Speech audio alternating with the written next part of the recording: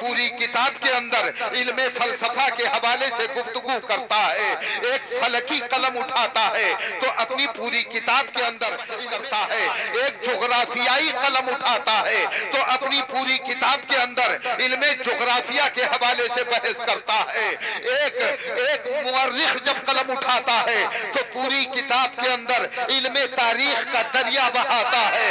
किताबों का आप जायजा ले, अगर किताब फलसफा के हवाले से है तो पूरी किताब के अंदर आपको इल्मे फलसफा नजर आएगा। किताब मंतिक के उन्वान पर लिखी गई है तो पूरी किताब के अंदर आपको इल्मे मंतिक नजर आएगा। किताब जोग्राफिया की है तो पूरी किताब के अंदर इल्मे जोग्राफिया पर गुफ्तगू की जा रही है। अगर इल्मे रियाजी की किताब है तो पूरी किताब के अंदर इल्मे रियाजी पर गुफ्तगू की जा रही है। किताब इल्मे मीरास के ताल्लुक से है तो पूरी किताब के अंदर इल्मे मीरास पर गुफ्तगू की जा रही है। किताब अगर तारीख के हवाले से है तो पूरी किताब के अंदर इल्मे तारीख पर बहस की जा रही है। आप किसी भी किताब का जायजा ले, हर किताब का हाल यही पाया जाता है। मगर एरिसिया के गय्यूर मुसलमानों, इस रूए जमीन पर और इस नीलगू आसमान के नीचे एक और मुकद्दस किताब है जिस किताब को कुरान मुकद्दस कहते हैं। एक और मुकद्दस किताब है जिस मुकद्दस किताब को कलाम रहमानो रहीम कहते हैं। एक और मुकद्दस किताब है जिस मुकद्दस किताब को फरमूदाते इलाहिया कहते हैं, जो ज़ाब्ते हयात है, दस्तूरे असासी है, कानूने शरीयत है। ये वो मुकद्दस किताब है जिस किताब के अंदर एक मौजू पर गुफ्तगू नहीं की जा रही है। ये वो मुकद्दस किताब है जिस किताब के अंदर एक टॉपिक पर बहस नहीं की जा रही है। ये वो मुकद्दस किताब है जिस किताब के अंदर एक उन्वान पर गुफ्तगू नहीं की जा रही है। आप पूछोगे मौलाना शरीफी बताओ तो सही, इस किताब में कितने अनावीन मौजूद है? अल्लामा साहब बताइए तो इस किताब के अंदर कितने मौजूआत जलवागर है? इस किताब के अंदर कितने टॉपिक्स पर बहस की जा रही है? तो अर्ज करना चाहता हूँ और मुझे कहने दिया जाए कि मुर्तजा शरीफी से मत पूछो कि कुरान के अंदर कितने मौजूआत पर बहस की गई है। अल्लामा आजम खानूरी से मत पूछो कि कुरान के अंदर कितने अनाबीन मौजूद है। लतीफुल उलमा से ना पूछो कि कुरान के अंदर कितने मौजूआत पर गुफ्तगू की जा रही है। बात जिस कुरान की चल रही है उसी कुरान की बारगाह में ज़ानुए अदब तय करो और पूछो, ए कुरान तू बता तेरे अंदर कितने मौजूआत मौजूद है, कितने अनाबीन मौजूद है, कितने टॉपिक्स मौजूद है। तो कुरान मुकद्दस के 7वें पारे में रब्बे कदीर इरशाद फरमाता है, ओ टॉपिक जानने वालों, ओ मौजू मालूम करने वालों, ओ अनाबीन पर बहस करने वालों, मेरी ये किताब आम किताब की तरह नहीं है। इस किताब की शान ये है, वला रत्बिन वला याबिस इल्ला फी किताबिन मुबीन। कोई खुश्क ऐसा नहीं, कोई तर ऐसी नहीं जिसका जिक्र किताबे मुबीन में। नारे तकबीर, नारे रिसालत, मसलके आला हजरत कॉन्फ्रेंस, एजाज़े कुरान करीम, मुफ्ती आज़म हिंद कॉन्फ्रेंस।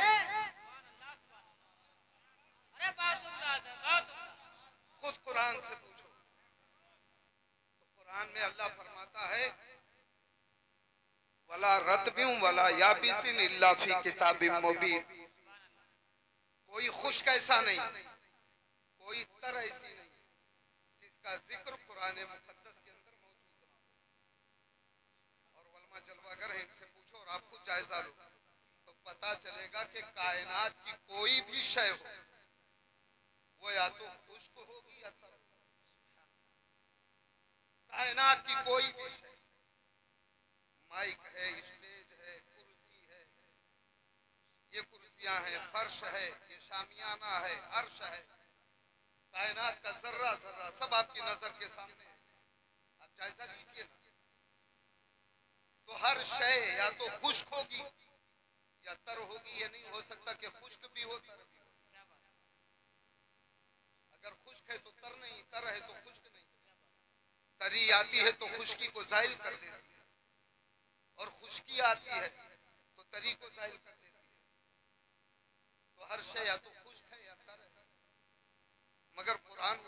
है जिस किताब के अंदर हर खुश का जिक्र मौजूद है, हर तर का। क्या बात है, सुभान अल्लाह, सुभान। तो बात समझ में आई कि इसको और खोलूं। हर खुश का जिक्र, हर तर का जिक्र कुरान में मौजूद है। तो पता चला कि जमीन का जिक्र कुरान में है, हर खुश हर तर का जिक्र कुरान में मौजूद है। तो पता चला कि तहत सरा का जिक्र कुरान में मौजूद है, आसमान का जिक्र कुरान में मौजूद है, सिदरा का जिक्र कुरान में मौजूद है, लौह का जिक्र कुरान में मौजूद है, कुर्सी का जिक्र कुरान में मौजूद है, कलम का जिक्र कुरान में मौजूद है, लौहे महफूज का जिक्र कुरान में मौजूद है, अर्शे मजीद की बुलंदी का जिक्र कुरान में मौजूद है, शम्सो कमर का जिक्र कुरान में है, खुशकोतर का जिक्र कुरान में है, बरगो समर का जिक्र कुरान में है, बहरो बर का जिक्र कुरान में है, समंदरों का जिक्र कुरान में है, दरख्तों का जिक्र कुरान में है, सूरज का जिक्र कुरान में है, चांद का जिक्र कुरान में है, सितारों का जिक्र कुरान में है, कायनात के जर्रे जर्रे का जिक्र कुरान में है, जन्नत का जिक्र कुरान में है, दोज़ख का जिक्र कुरान में है, आलमे बरज़ख का जिक्र कुरान में है, अल जामियतुल कादरिया खलीलुल उलूम की टूटी हुई चटाई पर बैठकर जो असातिज़ा दर्स देते हैं वो किताब नहीं पढ़ाते हैं जिस किताब के अंदर एक टॉपिक पर गुफ्तगू की जा रही हो। ये उलमा हुफ़ाज़ व कुर्रा वो किताब नहीं पढ़ा रहे हैं जिस किताब के अंदर एक उन्वान पर बहस की गई हो। ये तो उम्मुल किताब उम्मुल कुतुब का दर्स दे रहे हैं, ये तो कुरान मुकद्दस पढ़ा रहे हैं। और वो 10 तलबा जिनके सरों पर दस्तारे हिफ्ज़ सजाई जाएगी, उन बच्चों ने अपने सीने के अंदर पूरे कुरान को महफूज कर लिया है। उसी एजाज की बुनियाद पर आज उनके सर पर दस्तारे हिफ्ज़ कुरान सजाई जाएगी और आप अपने माथे की निगाहों से देखोगे ये कौन सा कुरान है जो कुरान मजहब इस्लाम की इन नवपोत नस्लों में अपने सीने नस्लों ने अपने सीनों के अंदर जिस कुरान को महफूज किया है। ये कौन कुरान है? ये वही कुरान है जिसके हैबत का आलम ये है कि खुद रब्बे कदीर कुरान में फरमा रहा है, लौ अंज़लना हाज़ल कुराना अला जबलिन लराइतहु खाशियम मुतसद्दिअम मिन खशियतिल्लाह। अगर हम कुरान को पहाड़ पर नाजिल करते तो खशियत इलाही से पहाड़ रेजा रेजा हो जाता, खौफे खुदा से पहाड़ के जर्रात रूए जमीन पर बिखर जाते। मगर ए मजहब इस्लाम के गयूर मुसलमानों, ये मजहब इस्लाम की नौपोद नस्लें हैं, ये मजहब इस्लाम के जाले बच्चे हैं जिन्होंने अपने नर्म नाजुक सीने के अंदर कुरान को महफूज कर लिया है। अगर कुरान पहाड़ पर नाजिल किया जाता तो पहाड़ रेजा रेजा हो जाता, मगर इन छोटे छोटे मजहब इस्लाम के बच्चों ने अपने सीने के अंदर इस कुरान को महफूज कर लिया है। इन बच्चों का सीना चाक नहीं हुआ, इन बच्चों के दिल के 2 टुकड़े नहीं हुए, इन बच्चों का जिगर पारा पारा नहीं हुआ, बल्कि हक ये है कि जब से सीने के अंदर ये कुरान जलवागर हुआ है, इन बच्चों का सीना मुनव्वरो मुजल्ला हो गया है। और न ये कि इन बच्चों का सीना मुनव्वरो मुजल्ला हुआ है, बल्कि हक ये है कि यही बच्चे जहां जहां जाएंगे और जहां जहां जाकर नगमे कुरान सुनाएंगे वो इलाके मुनव्वरो मुजल्ला होंगे और सुनने वाली तमाम समाअतें मुनव्वरो मुजल्ला। सुभान अल्लाह, सुभान अल्लाह। नारे तकबीर, नारे रिसालत, मसलके आला हज़रत, एजाज़े कुरान करीम। सुभान अल्लाह, सुभान अल्लाह। ये वो मुकद्दस कुरान है जिस कुरान को इन बच्चों ने अपने सीने के अंदर महफूज किया है। और मैं तो मुबारकबादियों के गजरे पेश करता हूँ हजरत कारी जुल्फ़कार अहमद साहब के हुजूर और उनके मदरसे के तमाम मुदर्रिसीन के हुजूर, जिन्होंने अपनी मेहनत शाक़ा से उन बच्चों को हिफ्ज़ कुरान कराया है। मेरे अजीज, आप तो सिर्फ इतना सुन रहे हो कि 10 बच्चे हाफिज़ कुरान हो गए, 10 बच्चों ने कुरान याद कर लिया, 10 बच्चों ने अपने सीनों में कुरान महफूज कर लिया। ए मेरे भाई किधर देख रहे हो? इधर देखो मेरी तरफ। हाँ, जिन बच्चों ने अपने सीने के अंदर कुरान महफूज कर लिया, आप तो इतना जानते हो ना कि वो हाफिज़ कुरान हो गए। मगर मेरे नजरिए से देखो तो पता चलेगा हजरत कारी जुल्फकार साहब ने जाहिलों की जमात में 10 की तादाद घटा दी और पढ़े लिखों की जमात में 10 का इजाफा कर दिया। अरे क्या बात है, वाह वाह वाह वाह वाह वाह। आज का ये अजीमुशान जलसे दस्तारे हिफ्ज़े कुरान और मुफ्ती आज़म हिंद कॉन्फ्रेंस से ये जहन मिलता है कि आज की तारीख में ये तारीख याद रखिएगा, भूलिएगा नहीं। 9 फरवरी की तारीख, 9 फरवरी की वो तारीख है जिस तारीख में जाहिलों की जमात में 10 की कमी हो गई और पढ़े लिखों की जमात में 10 का इजाफा हो गया। आज की वो मुकद्दस तारीख है, हाँ इसको जहन में रखिएगा। और आप जानते हैं अल जामियतुल कादरिया खलीलुल उलूम के अंदर जब तलबा दाखिल होते हैं तो उस वक्त उन्हें बोलने का सलीका नहीं होता। जब इन मदरसों के अंदर ये तलबा हाजिर होते हैं इल्म हासिल करने के लिए तो उस वक्त अपनी जिंदगी गुजारने का सलीका नहीं होता, बात करने का सलीका नहीं होता, इल्म और अमल से उस वक्त कोसों दूर होते हैं। मगर अल्हम्दुलिल्लाह जब वही गैर पढ़े लिखे जिन्हें बात करने का भी सलीका ना हो, जिन्हें अपनी जिंदगी अच्छी तरीके से गुजारने का शऊर ना हो, वो बच्चे जब यहाँ दाखिल होते हैं तो हजरत कारी जुल्फकार साहब और इनके साथ रहकर दर्स देने वाले असातिज़े ज़बील एहतराम उन बच्चों पर मेहनत करते हैं और उन बच्चों को बोलने का सलीका सिखाते हैं, जिंदगी गुजारने का शऊर बख्शते हैं, अच्छी फिक्र अता फरमाते हैं। और ना ये कि सिर्फ बोलने का सलीका अता फरमाते हैं, ना ये कि सिर्फ जिंदगी गुजारने का शऊर अता फरमाते हैं, ना ये कि सिर्फ उनकी जिंदगी को संवारते हैं, बल्कि हक ये है कि दुनिया की तमाम किताबें एक तरफ जो उम्मुल कुतुब है उस किताब के एक एक लफ्ज का हाफिज बना दिया।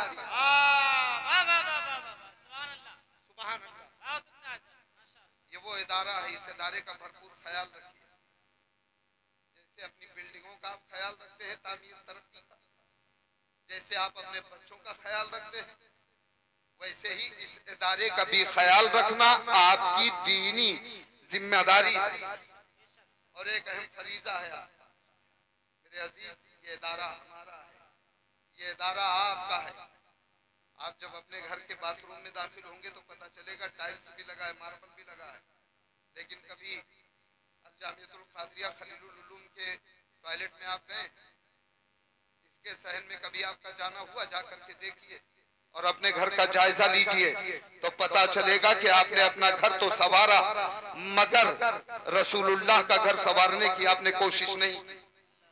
मेरे अजीज, जरूरत आवाज दे रही है कि इस मदरसे की तरफ आपका जहन हो और यहाँ के असातिज़ा के शाने से शाना मिलाकर आप इसकी तामीर और इसकी तरक्की की तरफ आप ध्यान दें। इसलिए कि यहाँ इल्म कुरान सिखाया जाता है, इल्म शरीयत सिखाया जाता है। आपका गौर, आपने इस बात पर गौर ना किया कि आपका वो बच्चा जिसे बोलने का सलीका नहीं था जब मदरसे में दाखिल हुआ है तो वो वक्त का इमाम बन गया है। आपका वो बच्चा जो जिंदगी अच्छी तरीके से गुजारने का जिसे शऊर नहीं था इस मदरसे में दाखिल हुआ है और साल खाड़ गुजारा है। अब आलम यह है कि वो कौम का मुक्तदा बन चुका है, अब आलम यह है कि वो कौम का रहनुमा बन चुका है। मगर जिस कुरान की बात चल रही है, इस कुरान को हमने और आपने कहां तक समझा है? बस इतना समझा है कि दादा मरे तो उनके इंतकाल पर इस कुरान को उठाओ, 1-2 पारा पढ़ो और दादा के रूह को इसाले सवाब कर दो। जब दादी का इंतकाल हो तब इस कुरान को उठाओ, 1-2 पारा पढ़ो और दादी के रूह को इसाले सवाब कर दो। जब मामू मरे तो उनके 40वें में उठाओ, फुफ्फा का इंतकाल हो तो उनके 10वें 20वें में उठाओ। आपने इस कुरान को ये समझा है कि ये कुरान मुर्दों के लिए नाजिल हुआ है। जी नहीं, ये कुरान मुर्दों के लिए नाजिल नहीं हुआ है, ये कुरान जिंदों के लिए नाजिल हुआ है। इस कुरान को पढ़ने की जरूरत है। आज आप देखें कुरान से आपकी दूरी है तो आपकी जिंदगी अजीरन नजर आ रही है। आपने कुरान से दूरी अख्तियार की है तो आज आपको अच्छी जिंदगी गुजारना दुश्वार नजर आ रहा है। आपने कुरान से दूरी अख्तियार की है, आपकी जिंदगी एक जानवर की तरह गुजर रही है। ए मेरे मिल्लत के नौजवानों और बुजुर्गों, जिंदगी अच्छी गुजारो। अगर जिंदगी अच्छी गुजारना चाहते हो तो कुरान का साथ अख्तियार करो, तिलावत कुरान करो और फरमूदात इलाहिया को पढ़ो, तर्जमे कुरान पढ़ो और तफसीरात कुरान पढ़ो। उसकी रोशनी में अपनी जिंदगी गुजारो। जब इस रोशनी में आप जिंदगी गुजारोगे तो आपकी जिंदगी दीनी जिंदगी होगी, आपकी जिंदगी शरई जिंदगी होगी, आप अच्छी जिंदगी गुजार सकोगे। आओ चलो मौलाए कायनात की बारगाह में फातिह खैबर दामाद पैगंबर हजरत अली करमल्लाहु वजहुल करीम फरमा रहे हैं, इश्मा शीता फइन्नका मय्यित। ए लोगो, तुम जैसी चाहो जिंदगी गुजारो मगर याद रहे फइन्नका मय्यित, एक न एक दिन तुम्हें मरना होगा। आप अय्याशियों में जिंदगी गुजार रहे हो, गुजारो, आपको इख्तियार है, मगर याद रहे आपकी ये अय्याशी कयामत तक नहीं चलेगी। एक दिन ऐसा आएगा कि ऐश का भी खात्मा होगा और अय्याश भी मौत के घाट उतार दिया जाएगा। ये अय्याशी इसी दुनिया में रह जाएगी। आज आप चोरी करके अपनी जिंदगी गुजार रहे हो, गुजारो, आपको इख्तियार है, मगर याद रहे हमेशा दुनिया में बाकी नहीं रहोगे, एक न एक दिन मर करके जाना है। आप चुगलखोरी करके अपनी जिंदगी गुजार रहे हो, गुजारो, मगर याद रहे ये चुगलखोरी कयामत तक नहीं चलेगी, एक न एक दिन मर करके दुनिया से जाना होगा। आप एक दूसरे की ऐबजोई में जिंदगी गुजार रहे हो, गुजारो, मगर याद रहे ये ऐबजोई कयामत तक नहीं चलेगी, एक न एक दिन मर करके जाना होगा और ये दुनिया छोड़ना होगा। आज माएं और बहनें बेपर्दा घूमकर जिंदगी गुजार रही है, गुजारो, मगर याद रहे इस दुनिया में हमेशगी नहीं है, एक न एक दिन मर करके जाना होगा और हश्र नश्र में सवालो जवाब होगा और इसके जवाब देह तुम लोग होगे। दाढ़ियां छिलाकर अपनी जिंदगी गुजार रहे हो, गुजारो, मगर याद रहे एक न एक दिन मरना होगा। झूठ बोलकर, गीबत करके, चुगली करके, चोरी और चमारी करके, अय्याशी करके, ज़िनाकारी करके, बदआमालियों में अपनी जिंदगी गुजार रहे हो, गुजारो, मगर याद रहे एक न एक दिन तुम्हें मर करके जाना होगा। इसलिए ये बदकारियां छोड़ दो, चोरी करना बंद कर दो, दगाबाजी बंद कर दो, झूठ बोलने वाली आदत का खात्मा करो और अच्छी जिंदगी गुजार करके दुनिया से जाओ ताकि तुम्हारी दुनिया भी कामयाब हो और आखिरत में भी सुरखरू हो करके जाओ। ए मेरे मिल्लत के नौजवानों, आओ देखो मौलाए कायनात आगे फरमाते हैं, वहब मन शीता फइन्नका मुफारिका। ए लोगो, तुम जिससे चाहो मोहब्बत करो मगर याद रहे ये मोहब्बत इसी दुनिया में छूट जाएगी, ये मोहब्बत इसी दुनिया में रह जाएगी और मरकर तुम तनहा जाओगे। क्या आपने देखा नहीं है एक बाप अपनी औलाद से बेलौस मोहब्बत करता है और मोहब्बत करते करते उस बाप का एक दिन इंतकाल हो जाता है और बाप के इंतकाल की खबर जवान बेटे को मिलती है। वो जवान बेटा बाप के जनाजे के करीब आता है, आहो बुका करता है, गिरिया उजारी करता है, आंखों से आंसुओं का सैलाब जारी होता है और थोड़ी देर बाप के जनाजे के करीब बैठता है। उसके बाद बाप के जनाजे को उठाता है, नहलाता है, गुस्ल देता है और कफन पहनाता है। कफन पहनाने के बाद चारपाई पर लिटाता है और चारपाई पर लिटाकर उसे कंधे पर सवार करता है और कब्रिस्तान की तरफ ले जाता है। कब्र की गहराई में उतार देता है, पटरा लगा देता है, मिट्टी डाल देता है। उसके बाद बेटा घर वापस आता है, तीजा करता है, 10वां करता है, 20वां करता है, 40वां करता है, बरसी करता है। उसके बाद बेटा भूल जाता है इस दुनिया में मेरा कोई बाप था जो मुझसे बेलौस मोहब्बत करता था। एक माँ का इंतकाल होता है और उसकी बेटी को ससुराल में खबर मिलती है। वो बेटी ससुराल से मायके आती है, हफ्ता अशरा मायके में रहती है, माँ के जनाजे के करीब बैठती है, आहो बुका करती है, रोती है, गिड़गिड़ाती है, गिरिया उजारी करती है, आंखों से आंसुओं का सैलाब जारी होता है।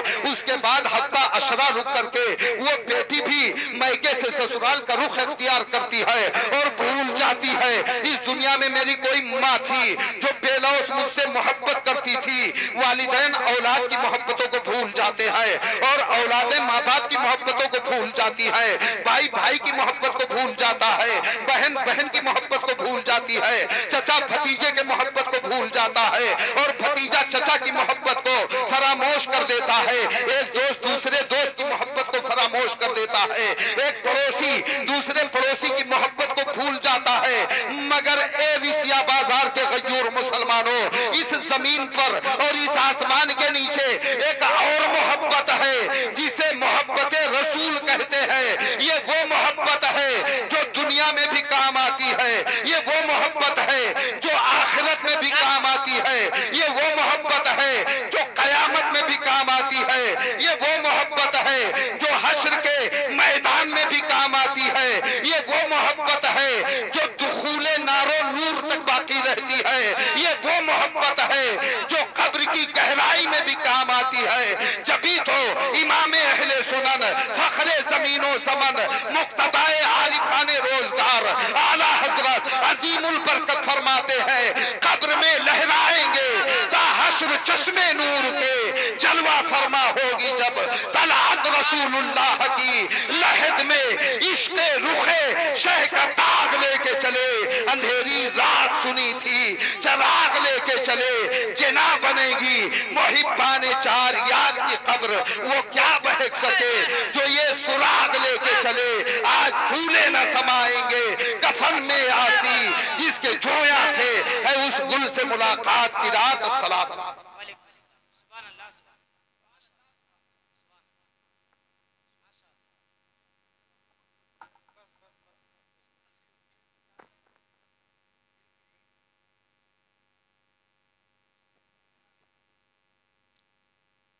अस्सलामु अलैकुम वरहमतुल्लाहि वबरकातुहू। आइए पहले अक़ीदत मोहब्बत के साथ रसूल बरकत के लिए और तमाम उम्मत मुस्लिमा की बेहिसाब मग़फ़िरत के लिए इस उम्मीद के साथ नबी और आले नबी व अस्हाबे नबी पर